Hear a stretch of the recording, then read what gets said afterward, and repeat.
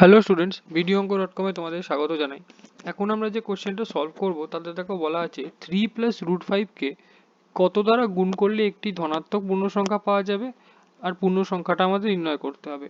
অর্থাৎ 3 plus root 5কে এমন কিছু দিয়ে একটা গুণ করতে হবে যাতে আমাদের যে সংখ্যাটা আসবে তাতে কোনো ডেসিমাল ফ্র্যাকশন এইসব থাকবে না, অর্থাৎ তাতে কোনো দশমিক, ভগ্নাংশ, রুট ওভার এইসব কোনো কিছুই থাকবে না, একটা ধনাত্মক পূর্ণ সংখ্যা হবে, ইন্টিজার।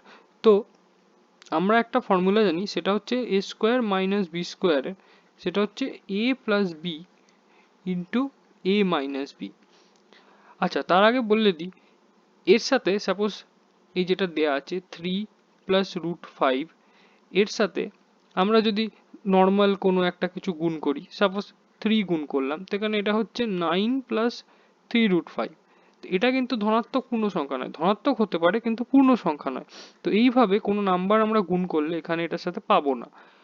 তো এই ফর্মুলায় যদি বসাই, এই 3 প্লাস রুট 5টাকে যদি এ প্লাস বি কনসিডার করি, তাহলে আমাদের একটা এ মাইনাস বি দরকার, তবে গিয়ে আমরা এই ফর্মে লিখতে পারবো আর ধনাত্মক পূর্ণ সংখ্যাটা পাবো। সাপোজ আমরা যদি 3 plus root 5 into 3 minus root 5 করি, অর্থাৎ এটা যদি এ প্লাস বি হয় তো ইন্টু আমরা এ মাইনাস বি করলাম, অর্থাৎ এর সাথে আমরা এটা গুণ করলাম, এখানে গুণ করতেই বলা আছে।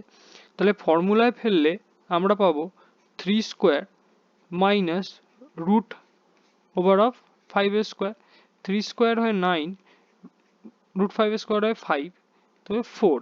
তো 4 একটা ধনাত্মক পূর্ণ সংখ্যা, অর্থাৎ ধনাত্মক পূর্ণ সংখ্যাটা হলো 4, আর আমাদের যা দিয়ে গুণ করলাম সেটা হলো 3 মাইনাস রুট 5, অর্থাৎ 3 মাইনাস রুট 5 দিয়ে গুণ করলে আমরা একটি ধনাত্মক পূর্ণ সংখ্যা পাবো, আর ধনাত্মক পূর্ণ সংখ্যাটা হলো আমাদের 4।